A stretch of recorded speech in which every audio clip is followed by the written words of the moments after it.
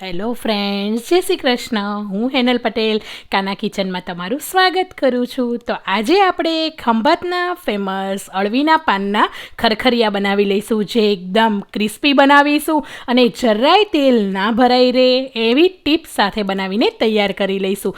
જે ખંભાતના હશે એને ખબર જ હશે અને એને ખાધા પણ હશે કે આ ખરખરિયાનો અવાજ સાંભળીને જ ખબર પડી ગઈ હશે તમને, એટલા ક્રિસ્પી બનીને તૈયાર થઈ જતા હોય છે. તો ચાલો રેસીપીની શરૂઆત કરી લઈએ.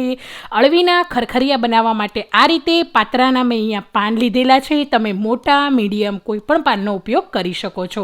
હવે પાનને આપણે 2 થી 3 પાણીથી આ રીતે સારી રીતે વોશ કરી લેવાના છે અને પાનને સાફ કરીને એની નસનો ભાગ આપણે કાઢી લેવાનો છે. તો વચ્ચેની જે આ રીતે જાડી નસનો ભાગ હોય છે એ આપણે કાઢી લેવાનો છે અને ઉપરની બંને સાઈડની નસનો ભાગ પણ કાઢી લઈશું. બીજી બધી જે નસો હોય છે એકદમ પતલી હોય છે એટલે એ આપણે કાઢવાની જરૂર નથી, પણ જો તમને એવું લાગે તો તમે વેલણની મદદથી પણ વણી શકો છો.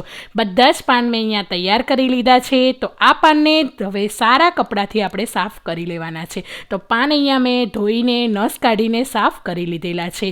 તો હવે હું અહીંયા મોટા આ રીતે 5 થી 6 પાનના ખરખરિયા બનાવી રહી છું. તમે તમારી રીતે ક્વોન્ટિટી વધારી પણ શકો છો અને ઘટાડી પણ શકો છો. હવે આ પાનના ખરખરિયા બનાવવા માટે આપણે એને મીડિયમ સાઇઝના કટ કરી લેવાના છે. આ પાનના ખરખરિયામાં કોઈ પણ સાઇઝ નથી હોતી, તમે કોઈ પણ સાઇઝના બનાવી શકો છો, પણ આ રીતે આપણે અહીંયા હું મીડિયમ સાઇઝના બનાવી રહી છું એટલે એક પાનમાંથી હું અહીંયા એના 8 પીસીસ કરી રહી છું. તો આ રીતે બધા જ પીસીસ મેં અહીંયા તૈયાર કરી દીધેલા છે. હવે આપણે એનું બેટર બનાવી લઈશું. તો એક બાઉલની અંદર અડધો કપ જેટલો ચણાનો લોટ, 1/4 કપ જેટલો ચોખાનો લોટ, અડધી ચમચી જેટલું મીઠું, અડધી ચમચી જેટલો અજમો, અડધી ચમચી હળદર અને અડધી ચમચી જેટલું તેલ એડ કરી દેવાનું છે અને સારી રીતે બધી વસ્તુને મિક્સ કરી લેવાની છે. થોડું પાણી એડ કરતા જવાનું છે અને લમ્સ ફ્રી બેટર બનાવીને તૈયાર કરી લેવાનું છે. આ ખરખરિયામાં ચોખાનો લોટ જ એડ કરવાનો છે, એનાથી જ એકદમ ક્રિસ્પી બનશે અને જરાય તેલ નહીં રહે. તો આ રીતે લમ્સ ફ્રી બેટર આપણું તૈયાર છે. વધારે પડતું ઘટ નથી કરવાનું. આ રીતે પાનનો જે આકાર છે એ થોડો દેખાય એ રીતનું આપણે બેટર તૈયાર કરવાનું છે અને તેલ ગરમ થઈ ગયું છે. તો એક પછી એક પીસીસ જે આપણે તૈયાર કરેલા હતા એ બધા જ આપણે એડ કરી દેવાનું છે અને ઝારાની મદદથી 2 થી 3 વાર આ રીતે પલટાવી લેવાનું છે. એકદમ ક્રિસ્પી અને ગોલ્ડન બ્રાઉન કલરના થઈ જાય એ પછી આપણે તેલમાંથી કાઢી લેવાનું છે. ગેસની ફ્લેમ હાઈ જ રાખવાની છે. જો મીડિયમ ગેસની ફ્લેમ પર કરશો તો અંદર તેલ ભરાઈ જશે અને ક્રિસ્પી નહીં બને. તો આ ખરખરિયાનો અવાજ તમે સાંભળી શકો છો, એકદમ ક્રિસ્પી અને જરાય તેલ પણ નથી એવા ખરખરિયા આપણા તૈયાર થઈ ગયા છે.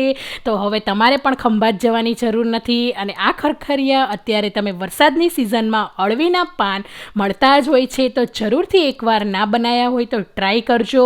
કેચઅપ સાથે, ચા સાથે પણ ખાવાની ખૂબ જ મજા આવતી હોય છે અને ખંભાતના ફેમસ જે ખરખરિયા છે એની સાથે કઢી મળતી હોય છે તો તમે બેસનની કઢી પણ આ ખરખરિયા સાથે બનાવીને એન્જોય કરી શકો છો. તો એકદમ ક્રિસ્પી ખરખરિયા આપણા તૈયાર છે. કેવી લાગી આજની મારી રેસીપી એ પણ મને જરૂરથી કમેન્ટ બોક્સમાં જણાવજો અને જોઈને જ ખાવાનું મન થઈ જાય એવા ખંભાતના ફેમસ ખરખરિયા આપણા તૈયાર છે.